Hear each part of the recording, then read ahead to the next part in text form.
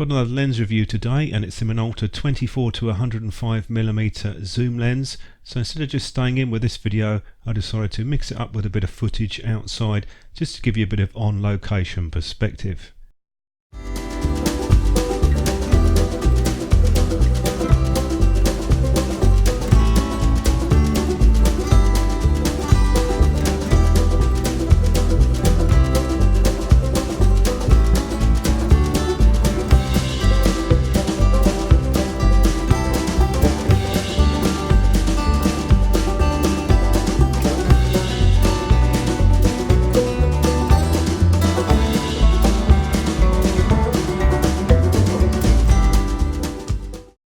One of the reasons lenses like this are so popular is the wide zoom range that they cover, which makes them quite good for landscape photography. Gotta say, with the Minolta though, it is a bit stiff on the zoom mechanism, so it's not going to be ideal for video use.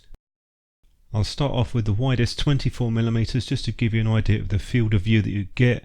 Remember, we're on a full frame camera with this test, up to the 105mm. What I find is with scenic photography or landscape shooting, such a wide area as you can see here on the video clip that I took, it's not always a good idea to be zoomed right out, and in this case I decided to wait for the light. It was very overcast before. We got a much better shot at 35mm. Couple of quick tests for you now. The distortion and vignetting is quite strong, particularly at the 24mm mark, and you get pincushion as soon as you start to move up the zoom range. So from about 35 to 50 it's quite strong, and it's still pretty strong at 105mm.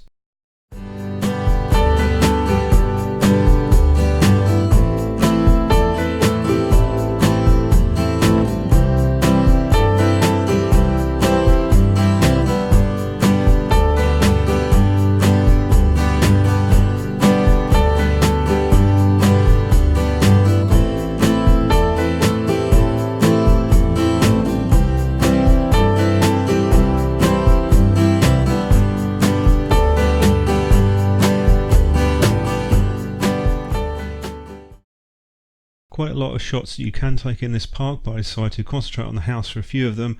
At 24mm you will see that darkening in the corners, that vignetting, and it is mostly a problem at the 24mm end, less so as you move up the zoom range.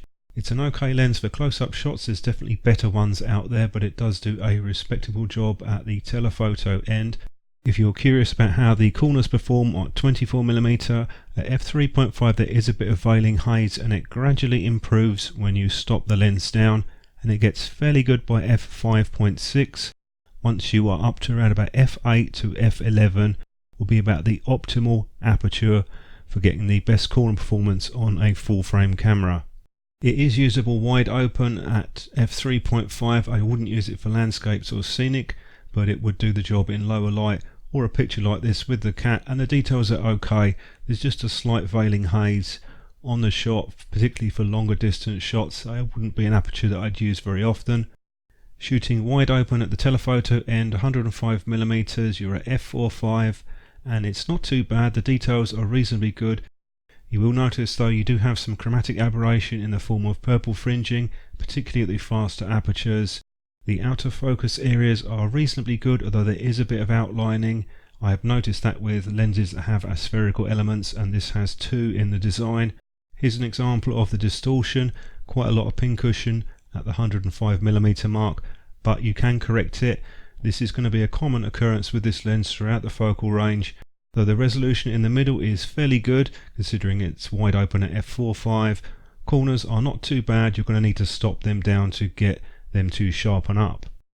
Give you a quick visual tour of the lens, and I'm also going to cover the specification in case you are curious. Compared to some of the other lenses that I've looked at, this one is a more recent one. It was produced between 2000 up to 2006, and then Sony had it in production for a couple of years before it was discontinued. The main takeaway feature on the spec is just how light the lens is, and you can see physically it's extremely compact for a lens of this type. The rebadged Sony version is identical optically, although they will have newer coatings on it. You are much more likely to find the Minolta one around second hand. This lens has 8 contacts on the underside, which means it's a D-type lens. That has some potential advantages for things like flash photography. Focus speeds are pretty quick on the Minolta depending on the camera body that you're using, and it also has an automatic clutch mechanism, so that means that the focus ring doesn't rotate, nor does the filter ring when you're focusing. When you hit DMF or manual focus, you'll be able to engage it. Onto some more sample shots outside. I'm at 24mm, I stopped it down to f10. In the middle we have good resolution, really nothing to complain about, and it's generally pretty good even before this aperture. And if you look at the grass areas, plenty of detail there. In the corners you will notice that there is some of that chromatic aberration with the fringing around the sign and by the windows. Once you move to the edges, it's still pretty good. It's certainly decent. It's not perfect, but it does benefit from stopping the lens down. Sometimes I would even go down a little bit more than this. They seem to get quite good around about f8 and beyond. Up to the 28mm, and I've taken a shot here of a pub, so we're going to zoom in, have a quick look, see what the story is at f8, and again we've got good detail, good contrast in the middle of the image. There's still some areas where there is some slight chromatic aberration. You'll see this in higher contrast areas of the image. Stopping down does help. It's more of an issue at the 24mm end, particularly if you're not stopping the lens right down. But as far as the edge resolution and in other areas of the image, it does a decent performance at 28mm. Here's another shot at 24mm, and I've stopped it down to f11 for this. Focus is on the barrel right in the middle, so depending on your depth of field you might not have needed to have stopped it down quite this far, but it is decent contrast in the central area, and the corners are also quite good, so the performance is pretty satisfactory at the 24 and 28mm once you stop it down a little bit. Outside in daylight I tend to stop the lens down slightly. I put it to f5 for this shot, just improves the contrast a bit. I'd use the f4.5 mainly if it was a low light scenario. Wouldn't normally use that outside because the contrast is a little bit lower. As with most lenses, when you want that extra depth of field or to improve the resolution across the frame, it's always a good idea to stop down if you're not needing to create a shallow depth of field. Just to show you the difference between a full frame camera field of view and APS-C, obviously you're going to crop out most of the problem areas on an APS-C camera, but it puts you down to 36mm at the wide end, and your 105mm, that becomes approximately 157mm on a crop sensor camera. Here's an example of the vignetting at 24mm. I'm at f8 and there's still some darkening in the corners. It never quite clears up on this lens, although the resolution on the edges of the frame are quite good once you've stopped the lens down. As far as flare goes, the lens does reasonably well. It's above average, but you can get some hot spots in the image, so do make sure that you use the hood. Done a quick comparison with the 24 and 28 to 105mm. My personal view is the 28 to 105 is a slightly better lens optically. The difference isn't huge, but in that focal range it does provide superior results. There are some obvious advantages with the 24 to 105, the main one being it's smaller, lighter, and of course it starts at 24mm.